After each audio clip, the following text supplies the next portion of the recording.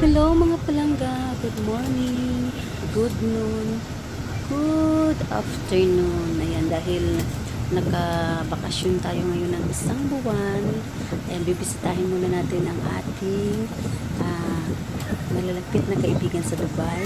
Lalo na yung magsiselebrate niya yung araw ng kanilang second anniversary. So naimbitahan tayo mga palangga, kaya punta tayo doon kahit medyo malayo ang biyahe galing ng Ajman papuntang Dubai at medyo mainit na ngayon. So kailangan nating umattend para sa ating mga mahal na kaibigan, lalong-lalo na sa mga kaibigan ko na magsiselebrate ng kanilang second anniversary. So yan, hello mga palangga, dahil malapit na tayo sa Dubai. Papasalamat tayo dahil walang traffic. Minsan sa shortcut ng Dubai, sobra ang traffic. Parang aabutin ka ng ilang oras bago ka parating sa Dubai. Pero ngayon dahil walang traffic, yun, kami naman ang daan, hindi masyadong maraming sasakyan. So malapit na tayo sa Dubai. Yan, nagtatanong natin ang birds na walang traffic.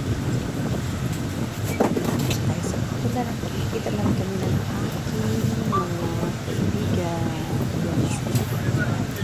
So,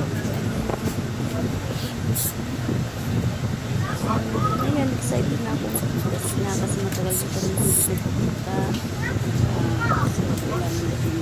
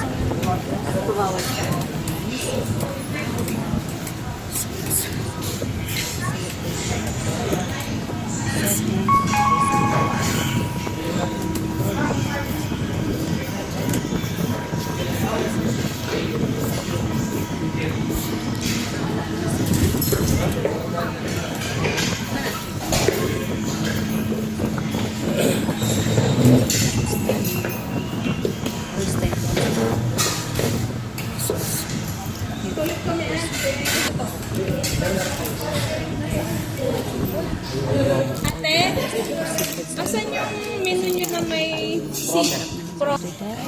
Yung dati? Ano na lang? Yung mga So finally, kita-kita na rin kami at dahil naka-order na kami ng pagkain, syempre mayroon pa kami inaantay pag wala ang limang kaibigan namin. So habang wala pa sila, nag-picture muna kami dito. Picture kaibigan namin na ngayon ko lang din na kilala sila in person. Ayan, sa bahay ng isang after namin kumain saan nag-decide kami na pumunta sa bahay ng isang friend ng kaibigan ko para doon continue ang syempre hindi mawala yung inuman.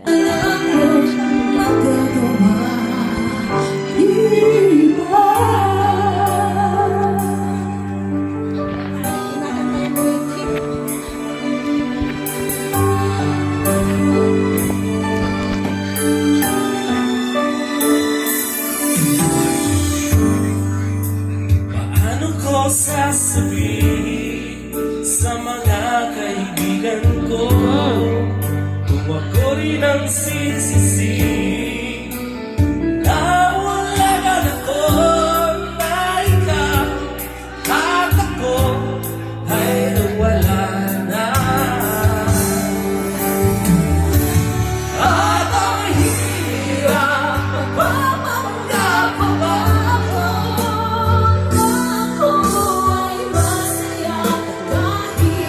mahihayin mo siya. Mahihayin.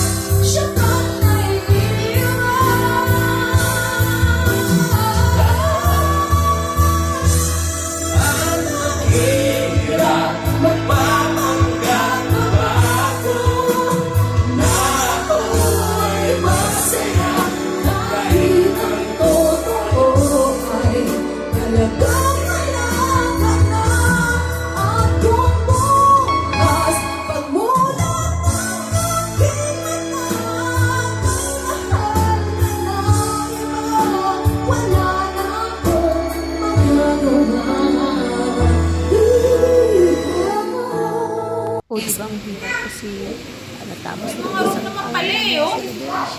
pagkikita ng Hindi naman kita dinadala. lunchman. Diba muna kami sa Juice World dito sa Bifan.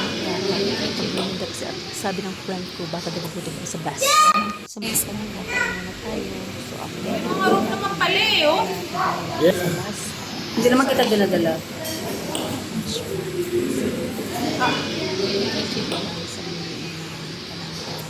Thank you for watching.